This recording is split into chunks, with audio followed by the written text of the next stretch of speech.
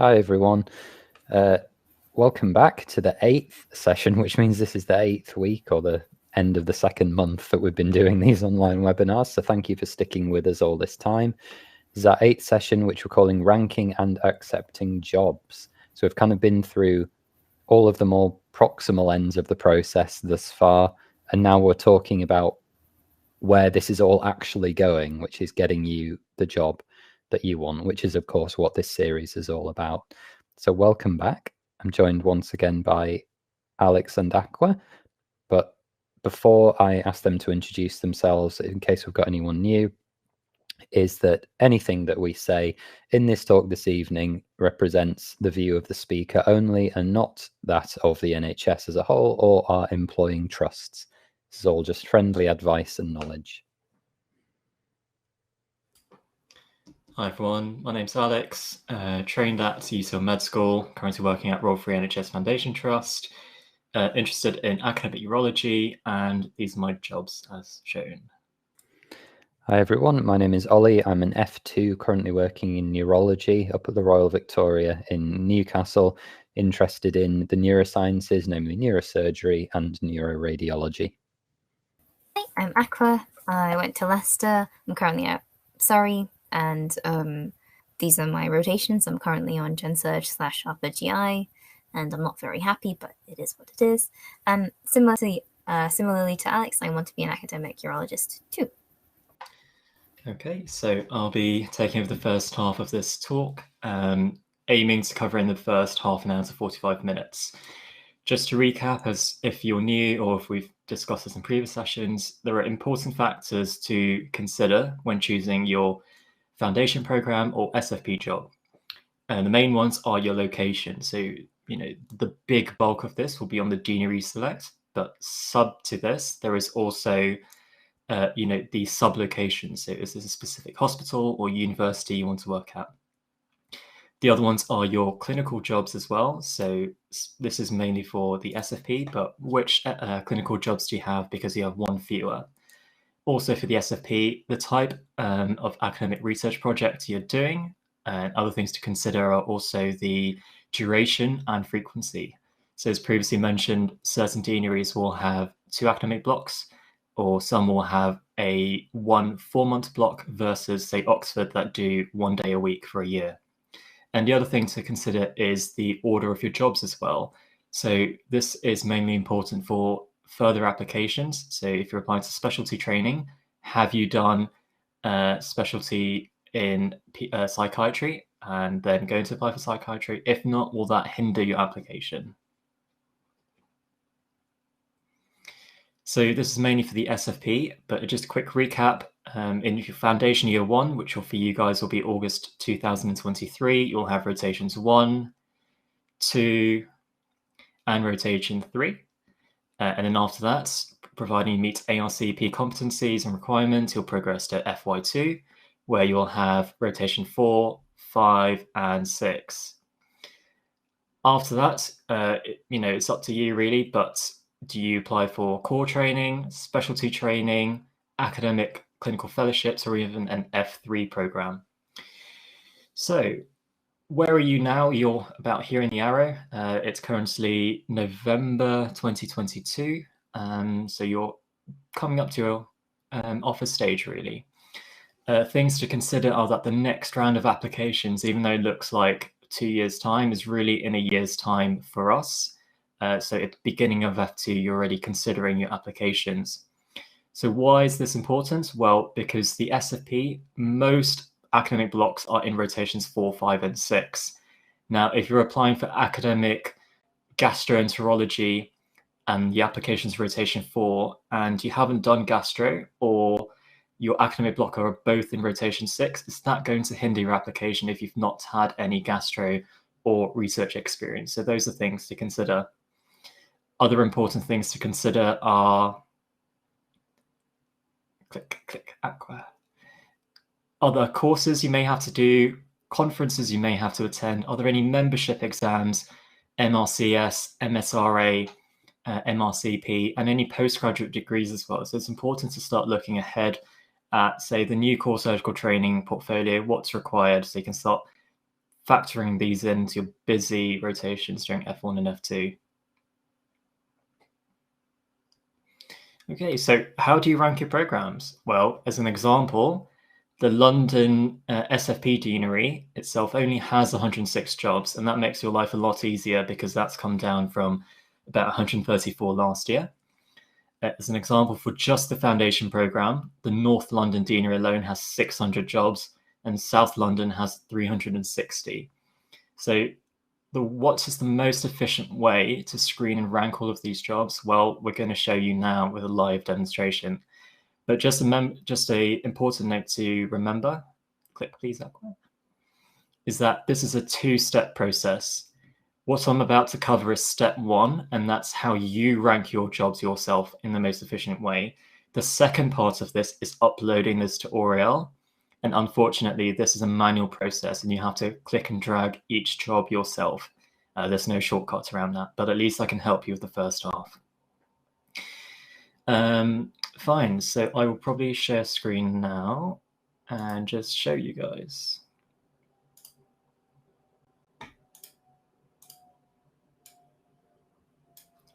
So hopefully my screen is sharing now. Yep.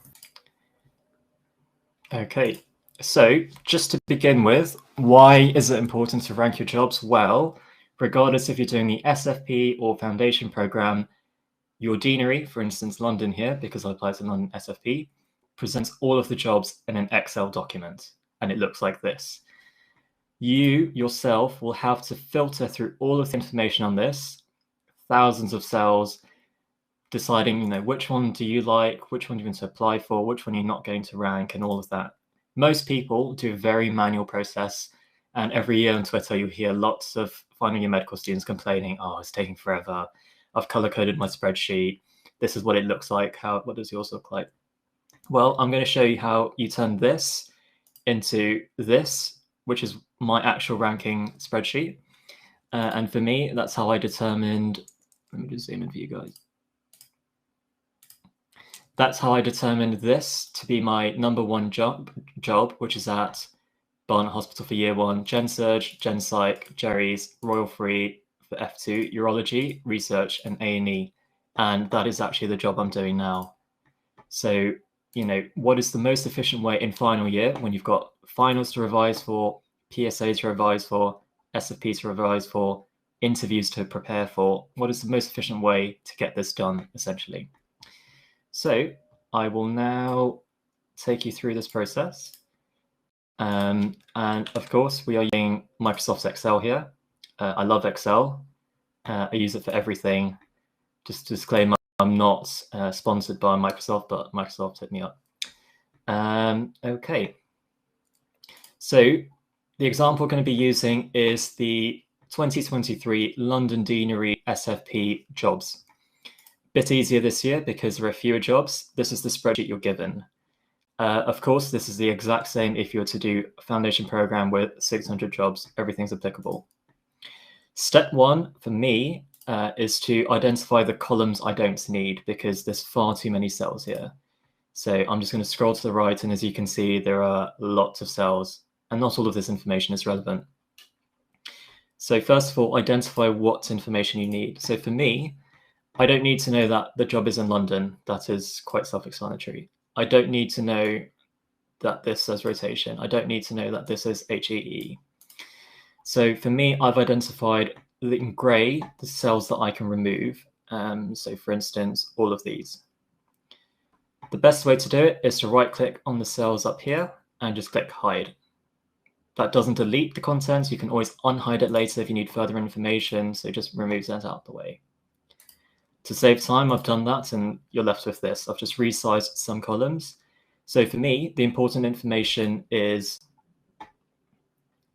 if it will scroll, is you need to know the program preference code, because when you go to Oriel, that's the code that corresponds to this job.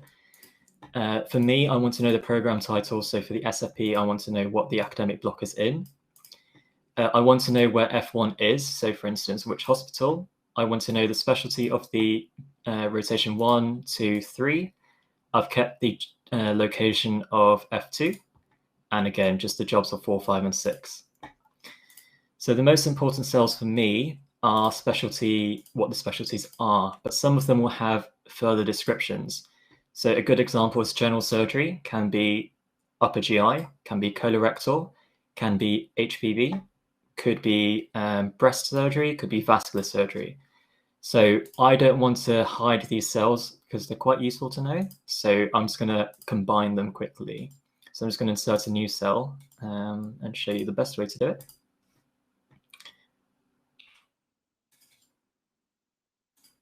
Okay, so I've just inserted a cell, right click. So it's not essential to know, but for me, as a budding surgeon, I'd like to know which surgical specialties these are.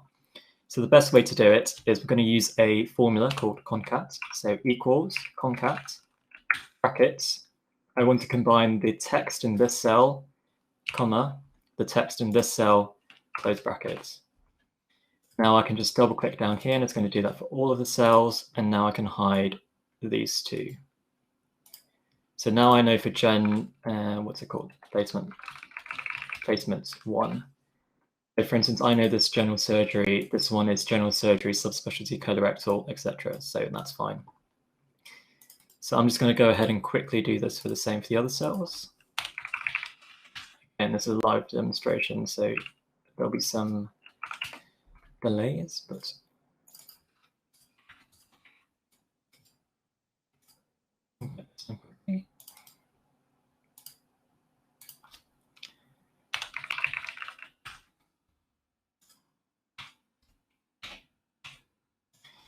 so from this, you can already see that, we've filtered down all of the important information from a massive spreadsheet. And again, we're just tidying up as we go along because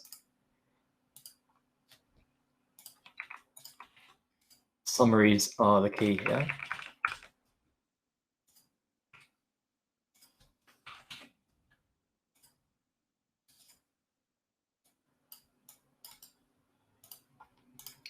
So nearly done, just in placement 5 now.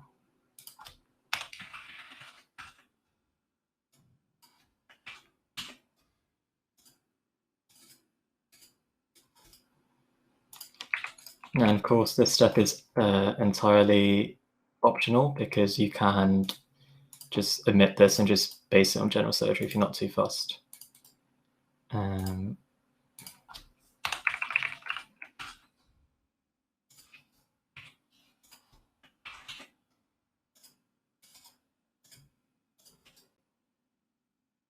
Okay, so within a couple of minutes, we've filtered this down into all the essential information as shown here. So what's the next thing we'd like to do? So for instance, we'll base it on myself. So I'm interested in urology. So I want to know which jobs or which rotations in London have a urology job. And there's very few for the academic program, actually. So what I'm going to do is going to select all of the cells. And I'm just going to search for urology, really. Control find urology. So the reason I have to do this is because if you search for urology, it actually comes up with neurology as well, because the text is within this word. So it's very, very difficult. So as shown here, it's picking up neurology with urology as well.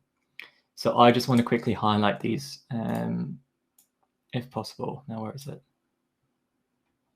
And again, you could be doing this with any specialty you want. So this is the only manual step I have to do because unfortunately it picks up neurology as well, as just mentioned. It's an AX96. Oh, where is that? I'm not seeing it.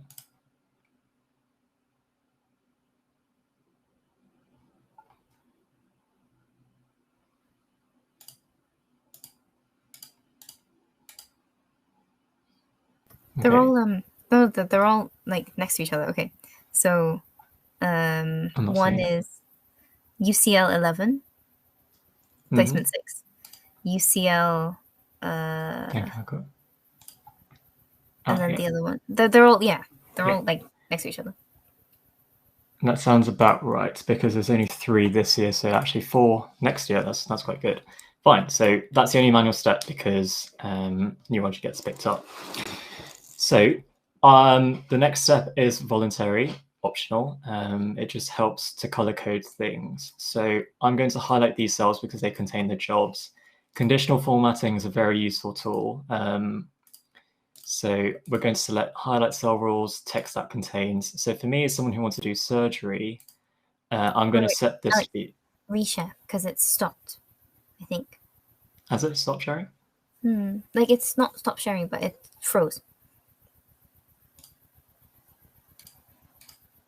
Too many cells. Now? Yes, that's good. Fine. So just to recap, I'm going to select the jobs and just to color code a few things. So going to conditional format, highlight cells, text that contains. I want to set this to green because for me they're good things. So I'm going to select anything that contains surgery. I'd like to flash up as a good thing. And I'm going to do another rule. For me, surgery, I don't mind obstetric. So anything of obstetric I will include as green. We've done urology manually, so that flags up. For me, there are certain specialties I don't really, I'd like to avoid if possible. So I'll set those to red. So unfortunately, neurology is one of them, but that will flag up the yellow urology. So we're just going to leave those for now.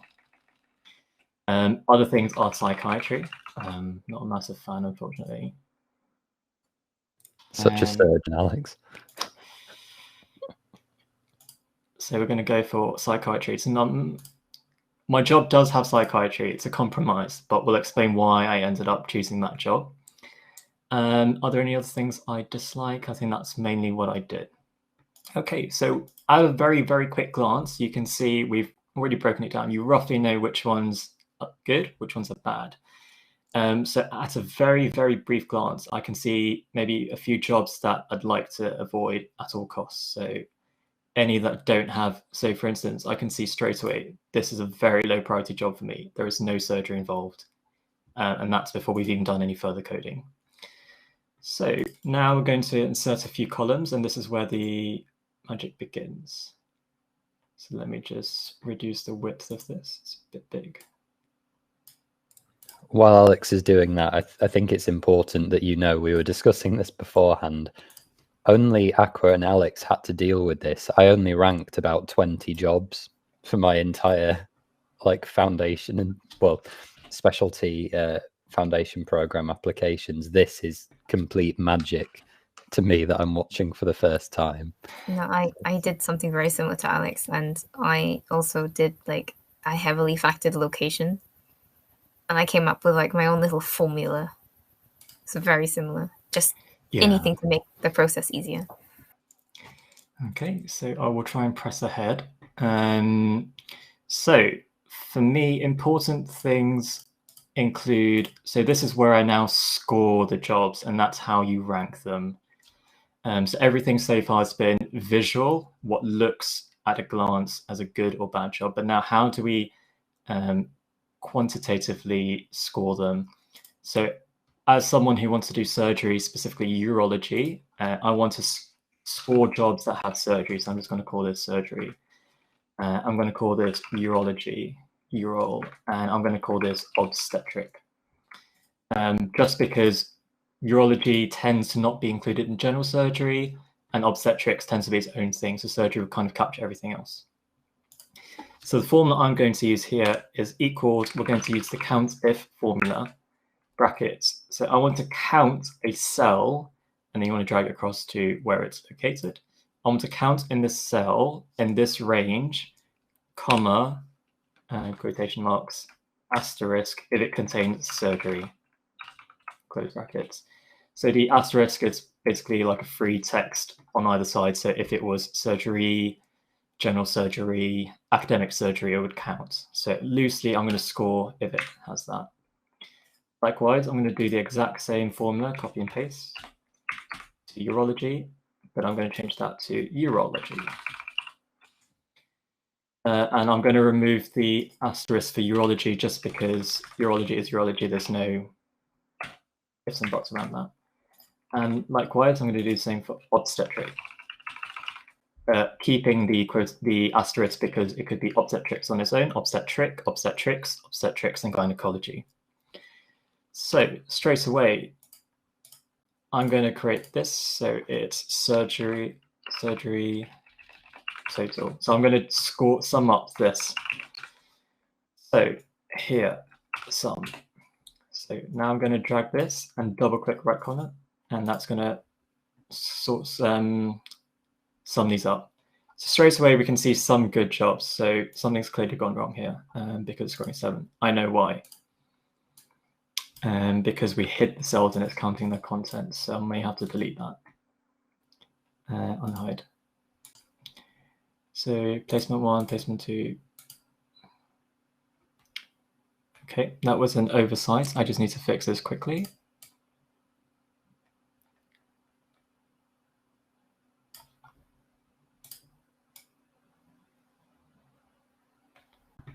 So I'm going to delete.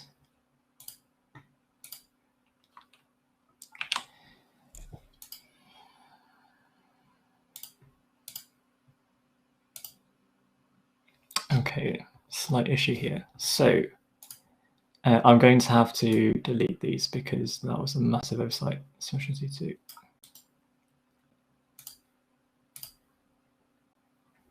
Okay, as with all live demonstrations, with nothing prepared beforehand, things are obviously going wrong. So I just need to fix that quickly. Okay, so I think that's fixed. This is not included in the, okay. So the reason this column's not lighting up is because the formula didn't apply to it just now, but that's not an issue. So if we go back to here, that's now fixed. We can see we've scored jobs. So for instance, I now know that this job has a score of 0 in terms of surgery because there are no surgical jobs. This job for me has a score of 2 because it has 2 surgical jobs, TNO and general surgery, and that's just a very quick way to do that. So now so that's applicable to scoring any job based on any specialty you want. You could change that to psychiatry, you could change that to cardiology, you can assign them to any score. So this is how you score jobs by the specialty you want. So the next thing I'm going to do is score based on location or order of your jobs. So for me, I know that surgical applications will be in rotation 4. So if I want to apply for surgery, core surgical training, and I have not had surgery in the first 4 rotations, I think that's a disadvantage. So for me, I'm going to score a job if it has a surgical placement within the first 4. So I'll just name this a surgery 1 to 4, really. So what's the formula we're going to use? We're going to use a sum formula, and we're going to count if, again, in these jobs,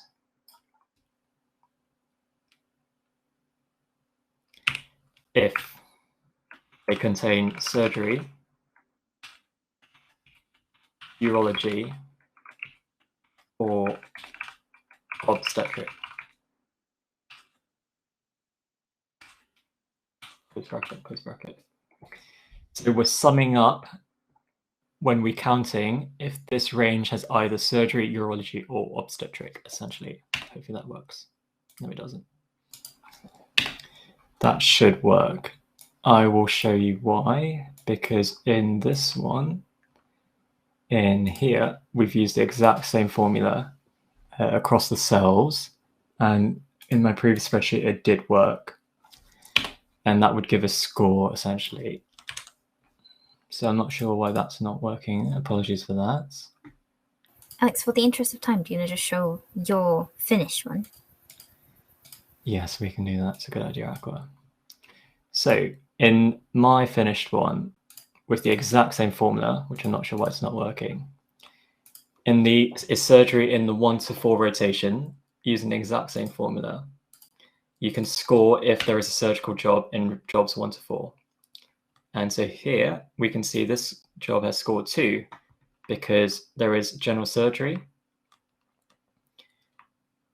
as rotation 1 and urology as rotation 2. This job has a surgical 1 to 4 score of 1 because there is obstetric and gynecology in 4, and that's it. Then after that, going back to the SFP application pathway for ACF, remember that the majority of academic jobs are in 4, 5, and 6. And again, if you're going to apply for ACF, it's beneficial to have your academic block in 4, 2, 5. So you've had some research experience. So again, we use this very similar formula to say score if the job academic block is in 4, 2, 5. And again here, you can see all of these jobs have the academic block in 4 or 5, as shown by the yellow here. And then down here, we can see some jobs where it's scored 0 because actually they're in the 6th block here on the right. For me, that was so important actually that I scored if the job was in the final rotation as 1, and that's just the inverse formula. So here they're in 4 to 5 and here it's in 1. And then this is the grand total for the job. And the formula I've used is the total, so add up the surgical jobs if there is surgery, urology, or obstetrics for me. I'm going to add if the academic block is in 4 to 5, a surgical block in 1 to 4, add if there is an academic block in 4 to 5, and I'm actually going to subtract a point if there's an academic block in 6, just because that's my priority. And then after that, you end up with a score, shown here. And then once you get a score, all you need to do is add a filter. So just click at the top of any of these, go up here, filter, and sort A to Z or Z to A, and then you just reorder them. And then from there, you can create subheadings. So for me, because I'm based in North London, I thought east of London would be quite far for me to commute. So even though this job here scored very highly, a score of 5, it has general surgery, obs and gynae, and a good academic block, I factored that lower just because of distance. For me personally, these were in the wrong academic block. So again, some interesting jobs with a score of 2 for me, but I thought that was important enough to rank them lower. Unfortunately for Ollie, I ranked very low down on my list any neurology jobs, just because I didn't think I would enjoy them as much as someone else who would. So for me, even though these had a score of 3, they're quite interesting. TNO, general surgery, good academic block wasn't for me. And here, these were the absolute lowest for me because they had no surgery. So it would be quite pointless to do them, in my honest opinion. For me, these were ranked very lowly because I'm based in North London. Again, this is a brilliant job for me. It has TNO, obs and gynae, a good academic block, but unfortunately wrong location. And unfortunately, Surrey is just a bit too far for me. So, again, that's literally my job. Wait. I know.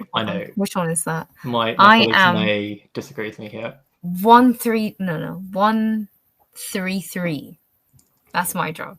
So actually, this job was actually the bottom of my Oriel list, but one man's that was my second. is another man's treasure. So it's entirely based on what's important to you.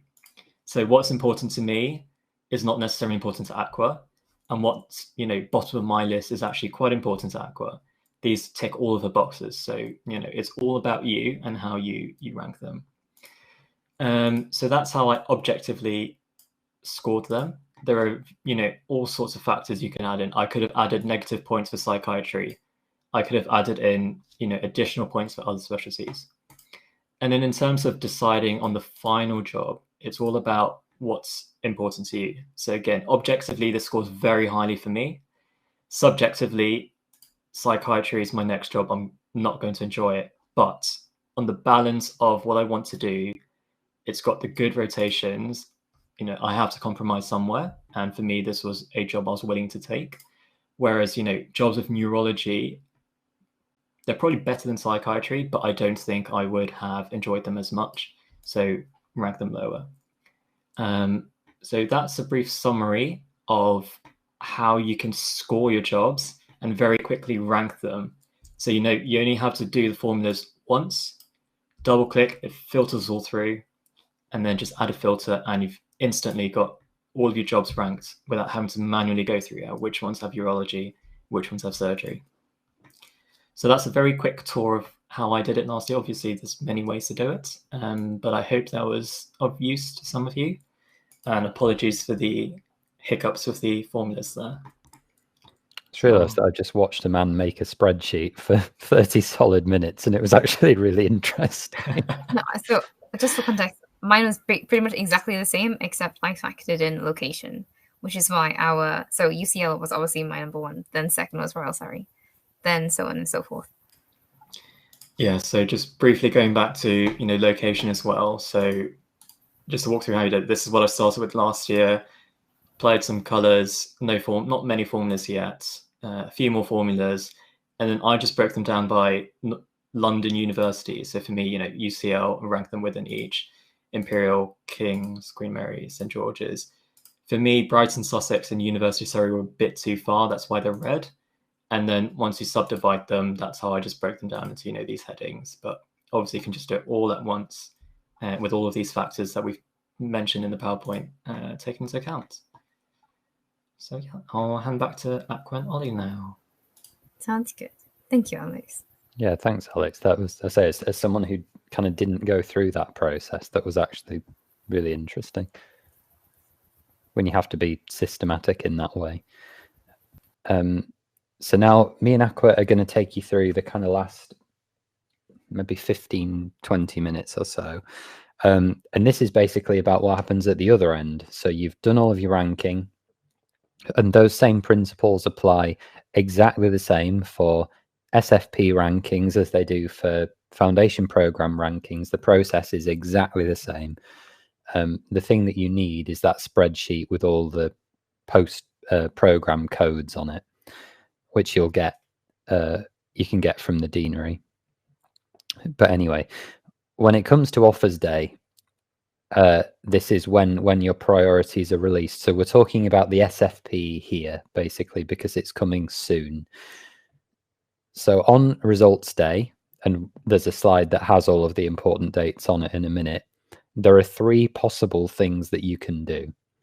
You get offered a single job from potentially each of the academic units that you've applied to.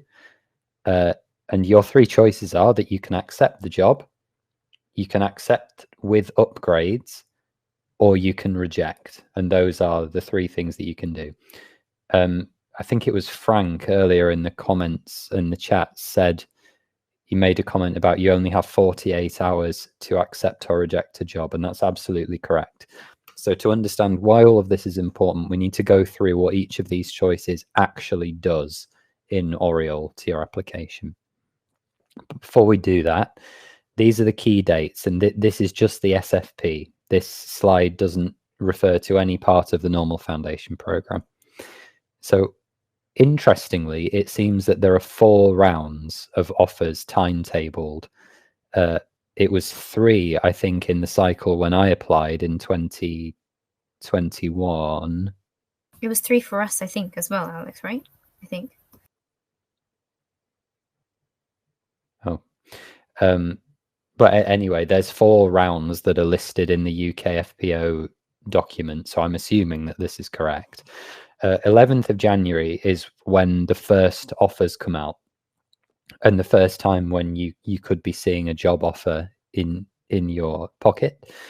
Then a week later, 18th to the 20th, another week later, the 25th and 27th, and then a final round between the 1st and the 3rd of February, with an additional clearing round at the end of that week, it looks like, which is down to the individual academic units of application.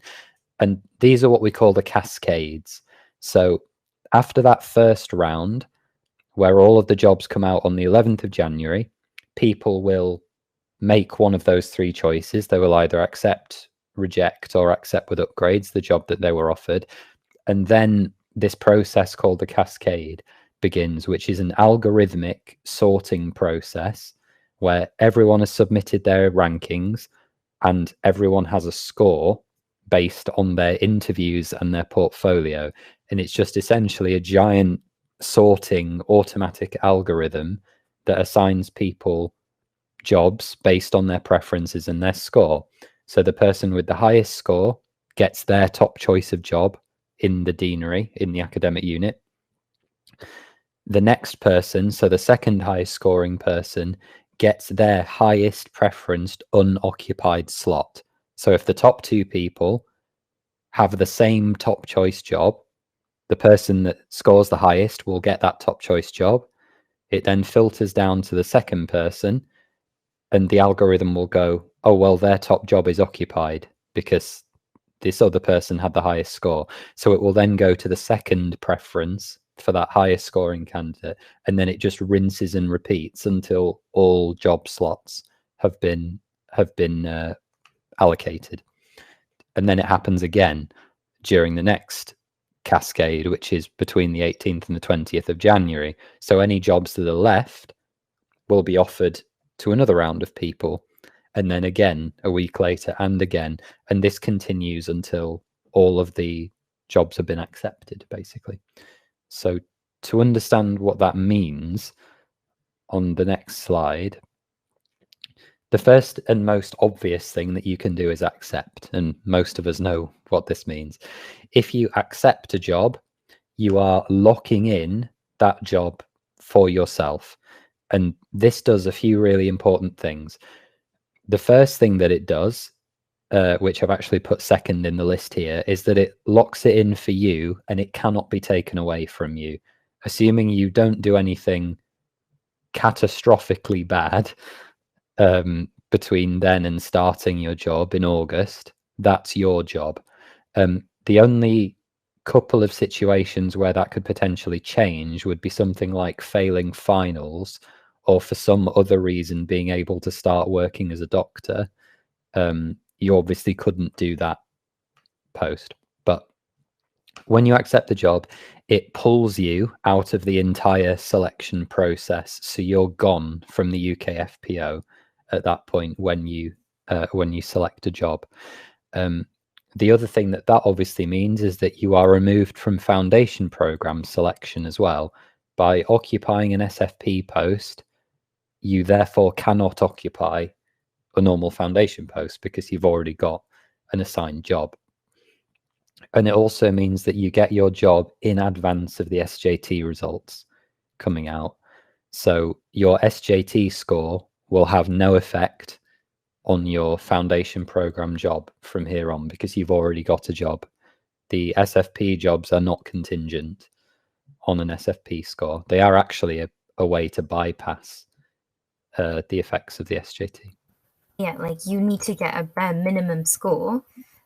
You have to meet a certain, like, I guess, mark to the point where you avoid kind of being fitness to practiced. Like if you pick abominably really bad choices, you'll be questioned. And as long as you avoid that, it's fine. That's what I understand. Yeah. Yeah. Just to echo that, basically, if you apply for the SFP, after your SJT, as long as you don't hear an email saying you've been invited to a meeting of any sort, you're fine. Exactly. So that's basically it. Yeah, and it actually says on the UKFPO, I'm going to see if I can link it in the chat, actually. This is the high-level timeline from the UKFPO, and it actually tells you when those reviews are, which look to be at the beginning of March. So obviously you'll hear your SFP results long before then, but if you then don't hear anything around that time, that's when you know you're safe. So that's it. That's what accepting does. It's really as simple as accepting the job. Congratulations. If you can do that, you've got a job. The second option that you will have is this thing called accept with upgrades. Now, it's actually possible to be in a situation where you don't have this choice, and this was the situation that I was in, because what this means is it's exactly the same as accepting, but it means that if you were offered, let's say you rank 50 jobs or something in a big academic unit, and in the first round, you get offered your 20th preference job, so something towards the middle of the list.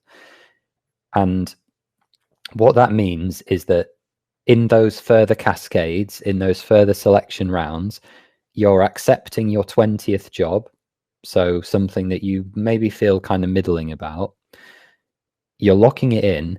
But if for any particular reason a job higher up in your preferencing, so maybe your 19th preference job, which you'd prefer slightly, or better yet, something like your 5th or your 6th, or maybe even your 1st, becomes available, then you will be allocated that job instead.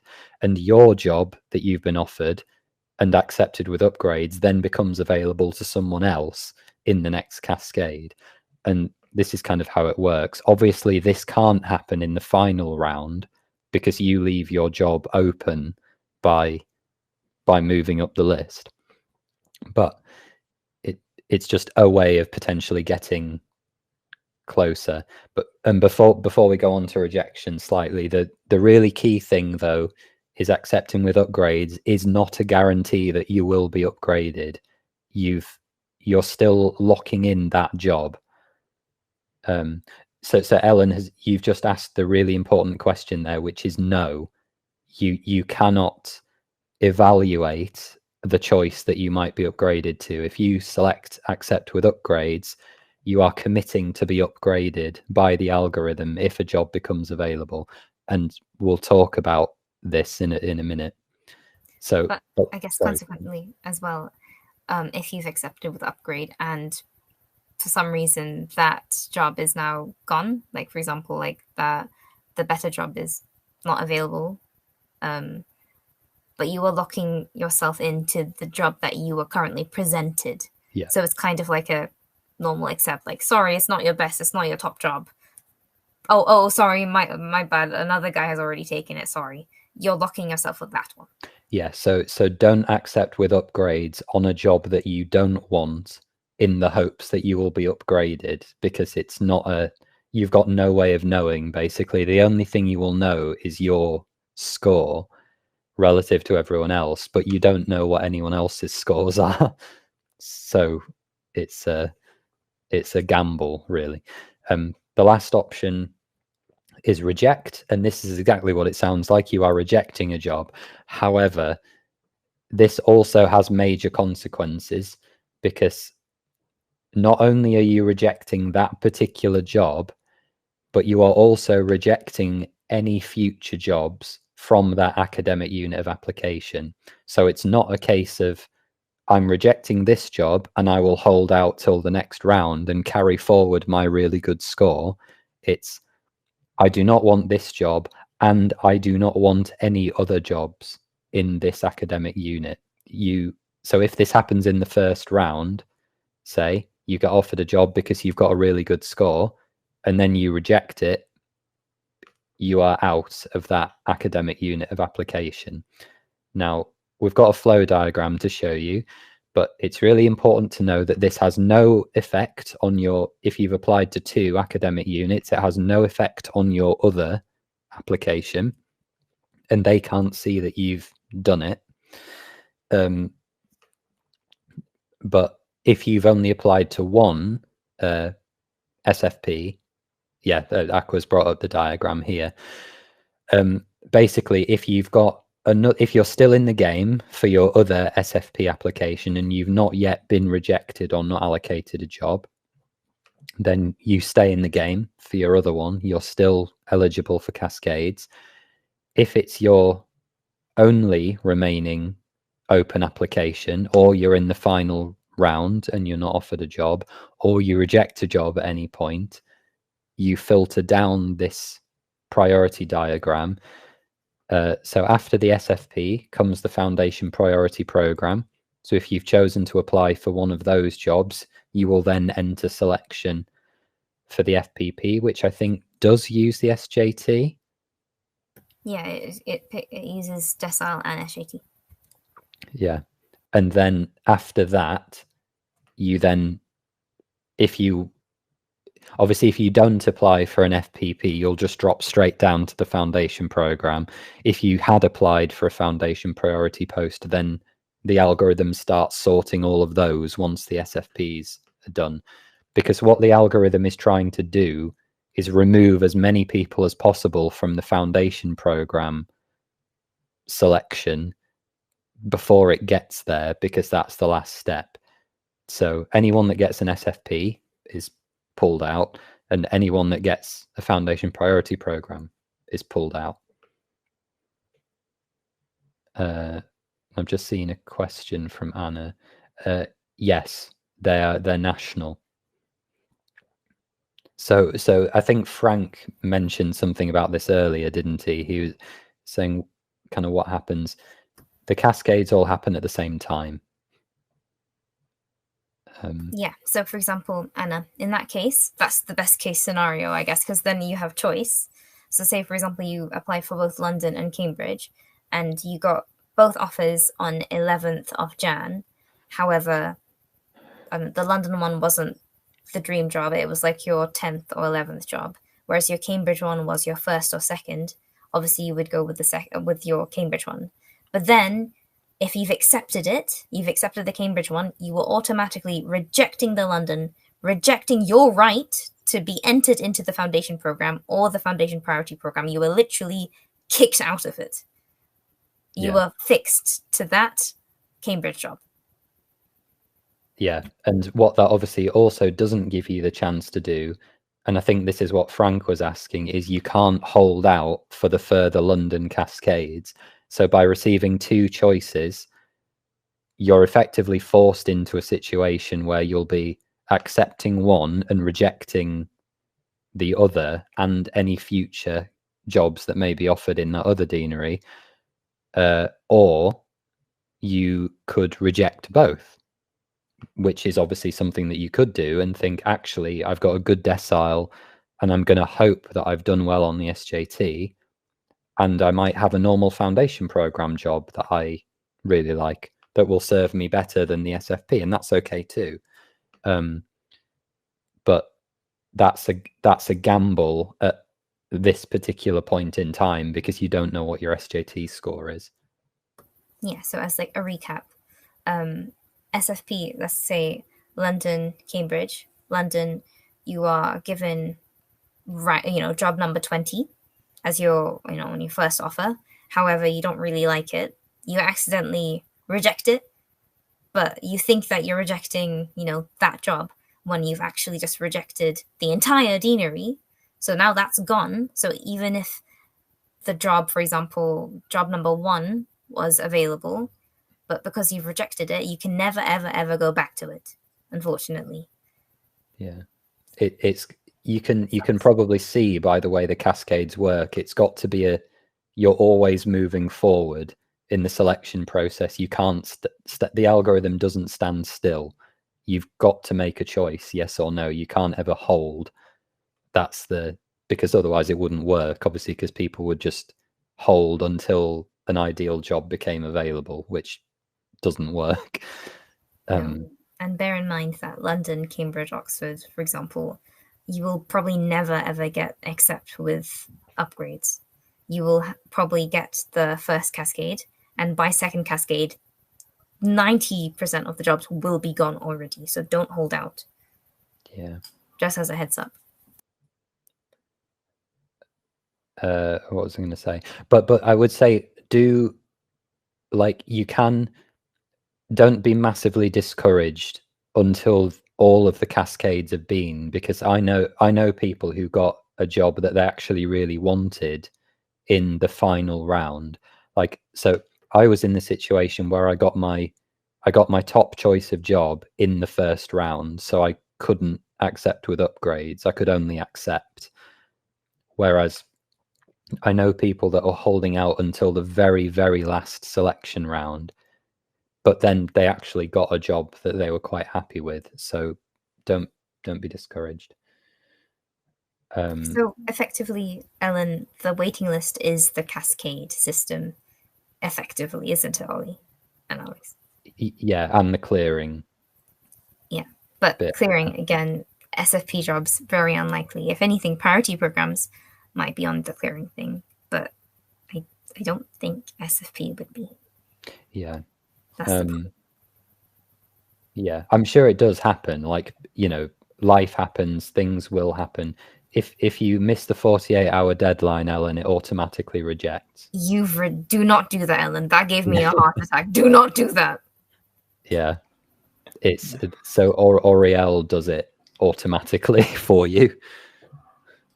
The best thing to do is to accept within the first day. Just like when it hits you, it's like, wow, has it really happened? It'll take a few hours to like process it, and then like read everything carefully. Like, is it actually this job? Are you reading it wrong?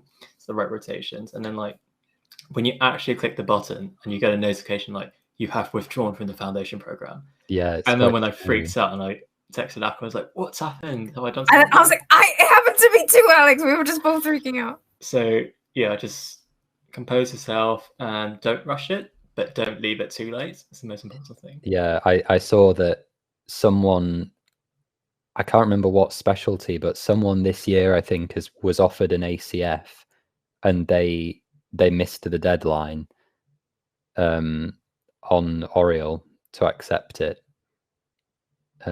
What were they doing for 48 hours? No, actually, this can't have been this year because it was maybe last year. But I've heard about an instance where this happened. Someone was offered like the ACF that they'd worked really hard for, and then they didn't get an email or something, so they didn't know the offer had come out, and then it just auto-rejected. Sorry, Ellen, just saying yes, I'm sorry, but people would be dying for that position that you're in, Ellen. What a fortune. I'm joking. Obviously, yes, Yeah. as Alex said, it is judgment, but remember, you are in such a fortunate position because that is your job, and you don't need to worry about anything for 2 years, pretty much, right?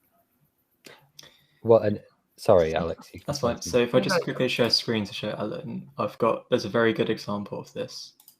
So let me share screen. Fine. So let me just highlight a few things here. There's a very good example of this, Ellen, is that some FP programs are one of one, and some SFP programs there is actually 2 or 3 of them. Yeah, they're just in order. So I'll just highlight one to you very quickly here. It's a very good example. So interesting for our year, the only places offering a urology job were actually at UCL. So if we highlight these, let me find them. Let's highlight these 3 jobs. So let's get rid of all the others. Just give me 10 seconds. What am I doing?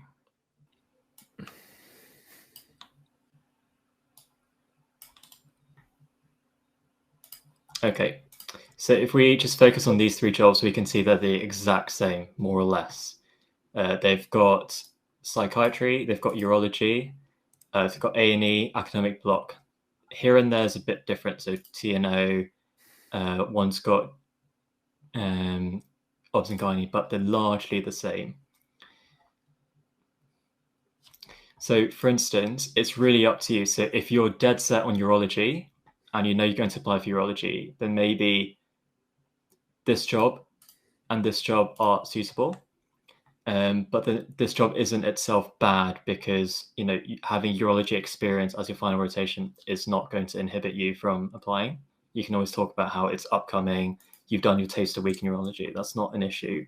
Yeah. Likewise, this is the only one that here has the academic block in 4. The other 2 have it in rotation 6. So that doesn't mean that you can't apply for an ACF. If you're doing research on the side, you've got evidence of research experience, that's not going to inhibit you. So to summarize, it's really a judgment call on what's important to you and what you want to do in the future. Just because they're in the wrong order doesn't necessarily mean you shouldn't. You still get the experience. And especially if you're taking a year out after to maybe do an F3, it means nothing at all. You'll have done it as well. Yeah.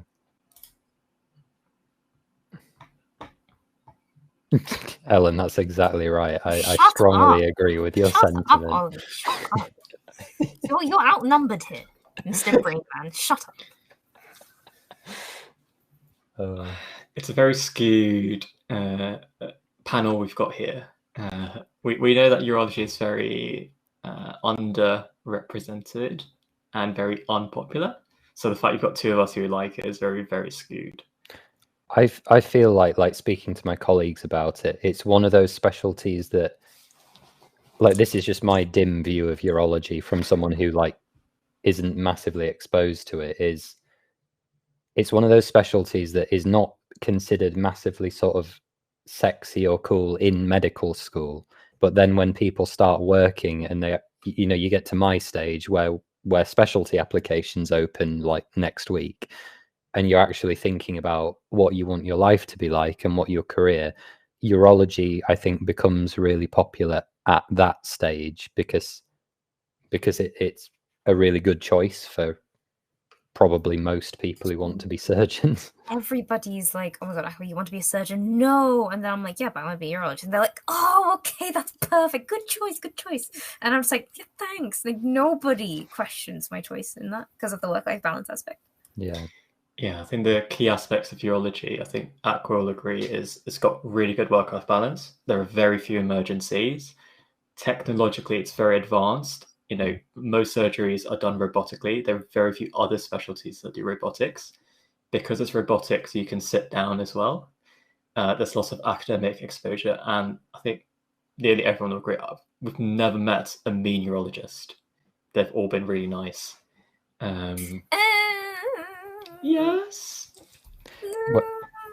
I've met some whereas I think things like neurosurgery, transplant, cardiothoracics, like they go almost exactly the other way, where in medical school they're really cool, really sexy, like everyone wants to do them, but then you graduate, you start thinking about your life and you're actually doing some serious planning, and it's really hard to get into. They're all really mean, they have a terrible work-life balance, and there are no consultant jobs. So that I think it very rapidly like whittles down around F2, F3. That's when most people actually are like, you know what, on paper, this is just a really bad idea. Yes, Ollie, listen to yourself. Use your 2 brain cells. Yeah, but then, honestly, Amanda and Ellen, you should go urology, man. And everything is evidence-based. Everything, pretty much, right, Alex? Like, Come to the dark side would be radiology, actually. No. True. Yeah. ENT is an excellent choice. Good. Yeah. ENT and urology are like, everyone's like, oh, work-life balance. Yeah. Surgical. Oh, and breast, I guess. Yeah, no one will argue with ENT. It's clearly a great gig. Oh, Amanda, you're doing so well. Oh, she's got to do dentistry for sure, though. True. Do you know something like more than half of people who go down the Max Fax pathway just go back to dentistry? I mean, yeah, that's what how bad medicine is. It makes sense. Amanda, just do it. You get yeah. Anyway, but yeah, all of this stuff is to come, and you know, you guys are nearly there. And when you become a foundation doctor, I think it becomes much more about what's realistic and what's going to work for you and what you actually want from life. I think that's fair, isn't it? And because you're actually doing the job, it's like, is this going to be me in 20 years or whatever? But I think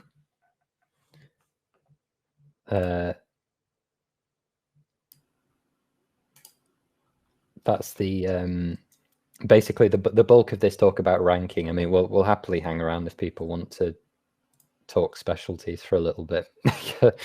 Always welcome, so we love to do it. But if anyone's got any questions about the stuff we've talked about today in terms of ranking or accepting or not accepting jobs, please do let us know. Hang around for a few more minutes. Yeah. Let's see if there's any more questions. Oh, okay. I didn't know that, Amanda. Thank you to everyone who's been attending our sessions. As Ollie said at the beginning, this is our 8th session. In fact, it's the last one actually of this 8-week, 8-part series. So we're actually quite sad to be saying goodbye. But this is all on demand to catch up as well here on Medal and on Ollie's YouTube channel. So, if there are any small details that you've missed, you can always rewatch those. And yeah, we hope you've found something useful during these 8 weeks. And any feedback would be much appreciated. It's helped us to improve each week's sessions. And if you would like some bonus extra sessions, even if only one of or two of us could put them on, I mean, I'm still a neurology SHO for the next month. I'm not doing very much. I'm going to be a neurology HO next month. Have you got a neuro job? Stroke. Hello. Oh yeah, fair. Are you dumb? Sorry, guys. Stroke's not the same as neuro. It's basically the same to me. It's all the brain. Yeah, unfortunately, I'm going to psychiatry next. So it's all the brain. It's all the brain. Yeah, you guys both doing brain. I'm academic, so lucky you. Yeah, I'm doing neuro-oncology, so we're all brain. Yeah, good for you. Oh, you're gonna nerd out for everything.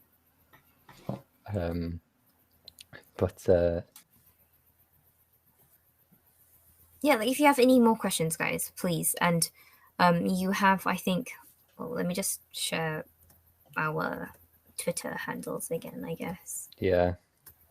Oh, we could just have a big open Zoom call or something. Oh yeah, no, final points, right? I guess. Ollie, sorry, we have some final points. Yes, this is sorry. Yeah, no, I think, is everyone still here? I think so. Yeah, everyone is still here. Sorry, I think it was implied by what we said, basically, but just to be doubly sure, the single most important piece of advice that I received during this process, and maybe the same for these guys as well, I'll let them say what they think, but only preference jobs that you would be willing to accept and to work in for 2 years.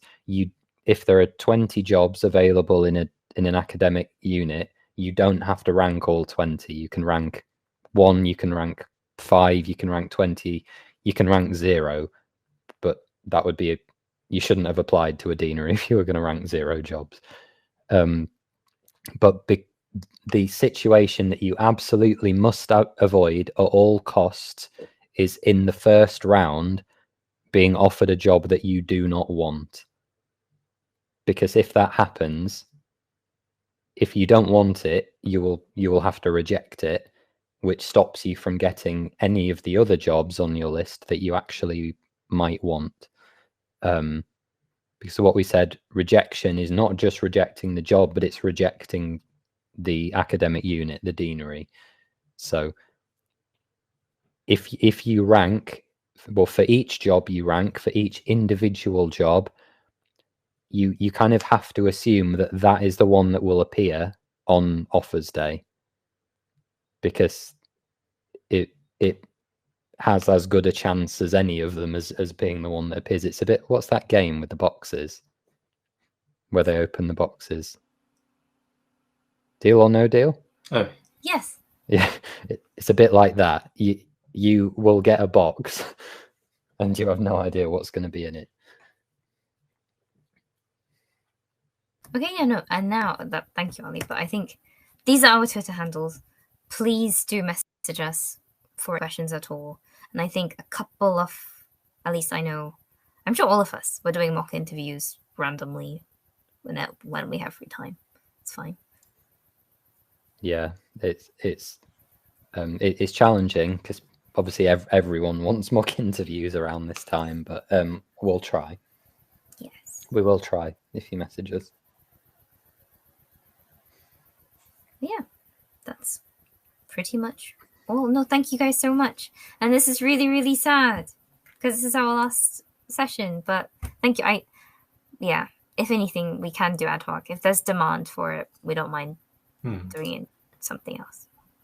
And good luck to everyone with your applications. Yeah, really good luck. Regardless if you're SFP or FP or FPP or whatever it is, best of luck to everyone with finals and with every exam this year as well. Yeah. What's really nice about all of this is that medicine is a tiny world, and